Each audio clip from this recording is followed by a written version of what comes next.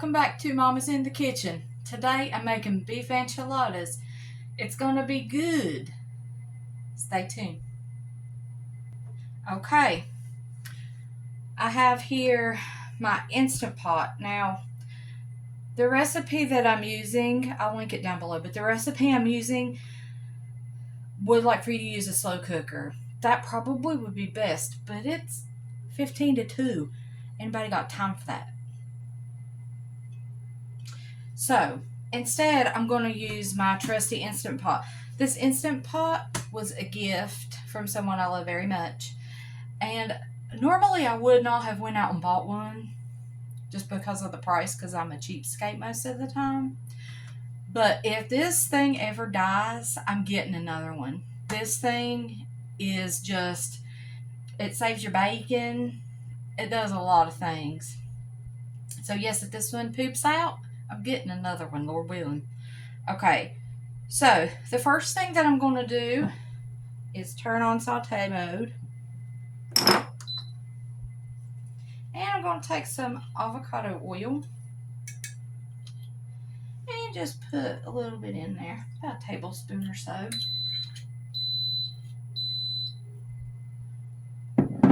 Okay. While this is heating up, I'll tell you the ingredients we're going to use. Okay, I've got this oil heating up in the Instant Pot, and I'm going to show you the ingredients. I have a Manager Special London broil roast. It's about a little over 2 pounds, close to 2.5. Okay, I have some beef broth, salt and pepper, onion powder, garlic powder, smoked paprika, ground cumin, and ancho chili powder. I really like ancho chili powder. But I'm also going to use, the recipe does not call for this, but I'm going to add this in because I like to make recipes my own as much as possible. I'm also going to use some minced garlic in a jar and a decent size chopped onion. Okay, I'm going to give this a few more minutes to heat up and I'll be right back.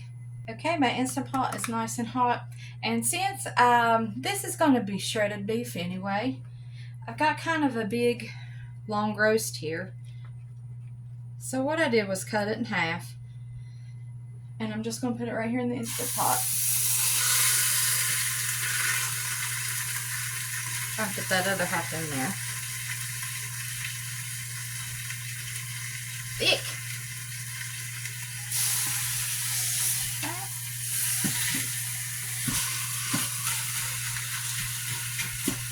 Okay, I'm going to sear this on all sides to give it a nice flavor.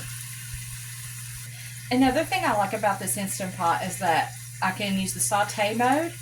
I can saute this and get the crust on it that I like. Then I can turn right around, add some broth, add my ingredients, put it on the pressure cook mode, or even the slow cook mode, but I'm going to put it on the pressure cook mode, and then have in less than 30 minutes the desired result.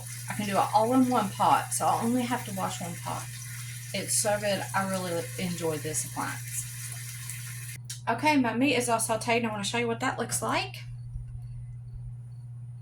Looks delicious to me. Now this is not done. We just got that crust on there that we like. Okay, so now what I'm going to do is add 1 cup of beef broth to my pan.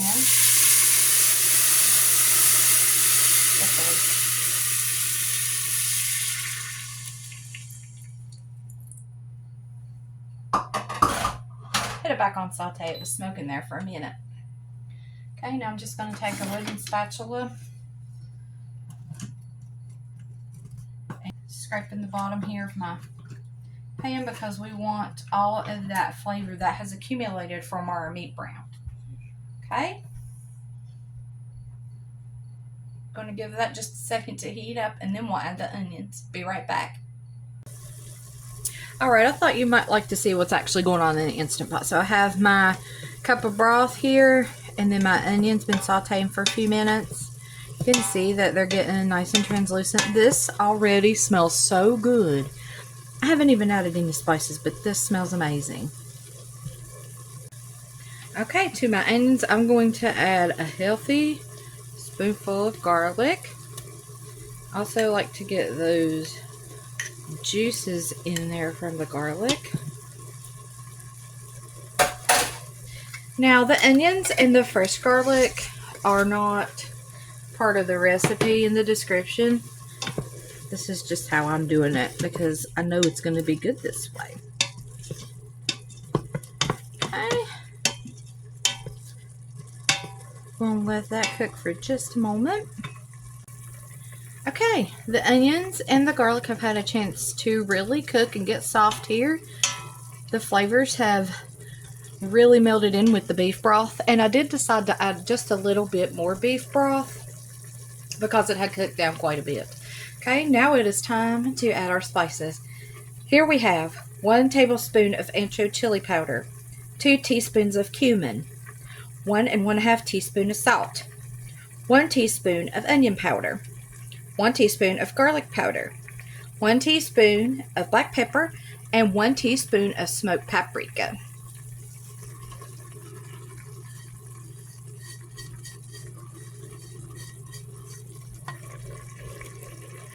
Right. Give our seasonings a little mix in there.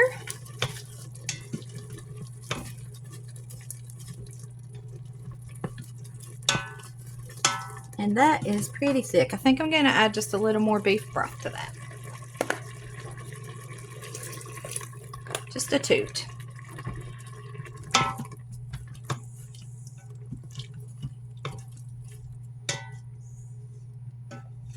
You can really smell the cumin in there. It smells so good. Okay, now I'm going to add in our beef.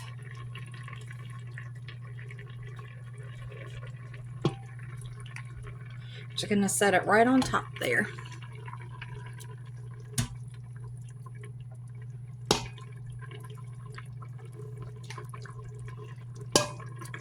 Okay. I'm going to add all those juices back into there also.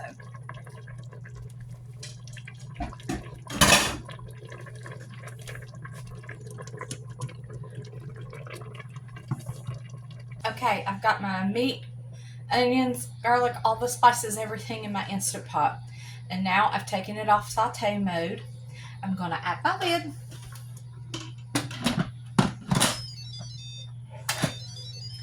Okay, I'm going to put it on the sealed setting.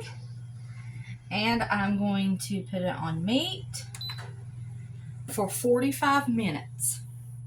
Okay? So in 45 minutes, we'll come back and see the progress of the meat. Okay, my meat is in the very final stages of cooking. I ended up cooking it another 30 minutes. Then I turned the meat over and I'm cooking it for 30 more. It should be very shreddable by then. Okay, so now I have these corn tortillas. Comes 30 in a pack. I'm going to take half of them. I wrapped them in a towel. I'm going to microwave them for about a minute. And the reason for doing this is because it will make the corn tortilla hold up better. You can certainly use a flour tortilla. I just think corn it's just better. But if I don't do this, supposedly it's going to fall apart. So now we're just going to wait on this. We're going to wait on this and then we're going to assemble. Be back in just a minute. Okay, the meat is ready. As you can see, I can just take these silicone tongs and just shred it. But I'm not going to do it that way. Instead, I'm just going to take 2 forks and just kind of pull the meat apart until it's very well shredded. You want to be able to cut your enchiladas with a fork or just like a butter knife or something like that. You want it to be shredded as finely as you can. Now it's time for assembly. This is the juice that I had from the meat being cooked, and I have 2 cups of it here, but I'm just going to add it a little bit at a time because it needs to have plenty of liquid, but I don't want it to be exactly sopping wet, just juicy. Oh my goodness. Okay, I have my tortillas here and they're a little bit curly, but that's okay. I'm just going to put some of this meat into a tortilla just like this. Okay. I'm going to roll it and put the same side down into my greased pan.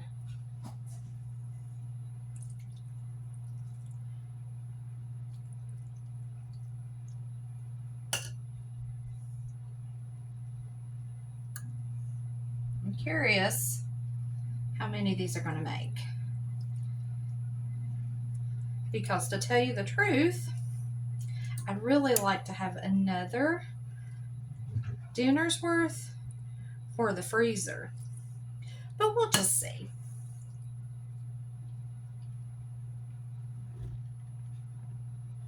Okay. You can see how that's turning out. I'll come back when it's time to add the sauce. All right, everyone. I got about 15 out of this batch. I don't really have enough to make another batch for the freezer. I think I have just enough to send some over to my daughter's house, or maybe for her freezer. But now I'm going to add the enchilada sauce, and this is just canned sauce. This is nothing major or spectacular. I didn't make this myself. But I put it in here because it's easier to pour, and I was scared to death I was going to knock the can over. So this is a large can.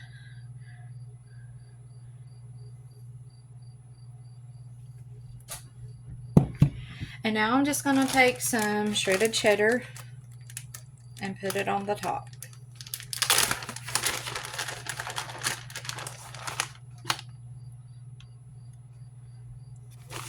You could definitely also garnish this with like some green onion, olives, or you could wait to do that when they come out of the oven. That'd be fine too.